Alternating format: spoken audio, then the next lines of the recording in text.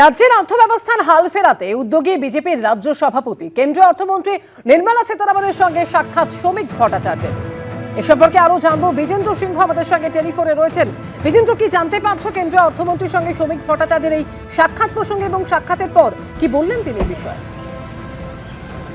গতকাল প্রধানমন্ত্রীর সঙ্গে মুখ্যমন্ত্রীর প্রথম বৈঠক হয়েছে এবং সেখানে মুখ্যমন্ত্রী বলেছিলেন কি পশ্চিমবাংলাকে সোনার বাংলা করার যে প্রতিশ্রুতি দিয়েছে বিজেপি, সেটা পালন করার জন্য সব পদক্ষেপ নেওয়া হচ্ছে। আজকে সকালে অর্থমন্ত্রী নির্মলা সীতারামনের বাসভবনে গেছিলেন বিজেপি রাজ্য সভাপতি শ্রমিক ভট্টাচার্য এবং সেখানে মিটিং এর পর তিনি জানিয়েছেন কি পশ্চিমবঙ্গে গত 50 বছরে সব থেকে বেশি যদি কোনো সেক্টর ক্ষতিগ্রস্ত হয়েছে সেটা হলো শিল্প, রোজগার। সেখান থেকে বাইরে গেছে, সব পরিযায়ী হয়ে বাঙালিকে বাইরে চাকরি করতে যেতে হচ্ছে।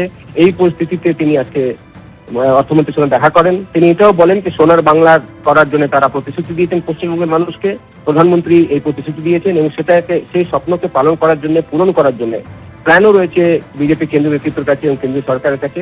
সেটাতে ইতিমধ্যে কাজ স্টার্ট হয়েছে এবং অর্থমন্ত্রীও বিশেষ করে নজর রাখছেন পশ্চিমবঙ্গে কিভাবে রিভাইভাল করা যায়।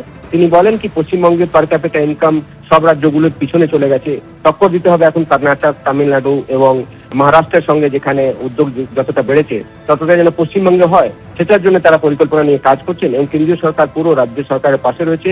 কেন্দ্রীয় প্রধানমন্ত্রী, অর্থমন্ত্রী, স্বরাষ্ট্রমন্ত্রী এবং মুখ্যমন্ত্রী এই টিম মিলে কাজ করবে এবং পশ্চিমবঙ্গ আবার ফেরত পাবে যে 50 বছর আগে যে স্বীকৃতি ছিল পশ্চিমবঙ্গের শিল্পের ক্ষেত্রে, সেটা আবার পুনরুদ্ধার হতে পারে।